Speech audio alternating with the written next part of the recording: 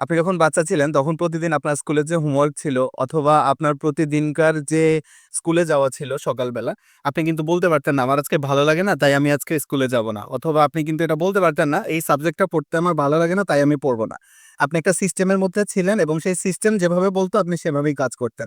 আপনি যখন চাকরি করেন অথবা আপনি যখন কোনো বিজনেস করেন, সেখানেও আপনার যখন কোনো মিটিং থাকে, আপনি কিন্তু এটা বলতে পারেন না যে, "আমার আজকে ভালো লাগে না, আমি আজকে যাব না।" এই কাজটা যদি আপনি করেন ডেফিনিটলি নিজের পায়ে নিজে কুড়াল দিচ্ছেন। সেইম ঘটনা আপনি যখন আপনার ক্যারিয়ারটাকে ডেভেলপ করার কথা ভাবছেন, সেখানেও আপনাকে সেম কাজটা করতে হবে। বাইরে বৃষ্টি হচ্ছে দেখে আমি যাব না, বাইরে প্রচণ্ড রোদ অথবা প্রচণ্ড গরম, আমার ভালো লাগছে না, আজকের কাজটা কালকে করব। এরকম যদি আপনি চিন্তা করেন তাহলে ক্যারিয়ারে কখনোই আপনি সফলতা পাবেন না। আপনাকে যেটা করতে হবে একটা সিস্টেম তৈরি করতে হবে।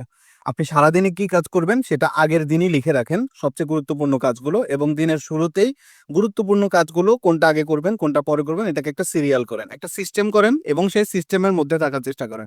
ডেফিনিটলি আমরা মানুষ, আমাদের প্রত্যেকটা দিন একই রকম যাবে না। কখনো ভালো, কখনো খারাপ। কিন্তু বেশিরভাগ দিনগুলোতে আপনি যদি এভাবে মেইনটেইন করতে পারেন, আমি বিশ্বাস করি যে আপনি সফলতা পাবেন। ভালো লাগা বা খারাপ লাগা, নিজের মোটিভেশন এগুলোর উপর ডিপেন্ডেন্ট না থেকে সিস্টেমের উপর যদি আপনি ডিপেন্ডেন্ট থাকেন তাহলেই আপনার জন্য সাস্টেইনেবল একটা ক্যারিয়ার ডেভেলপ করা সহজ হবে।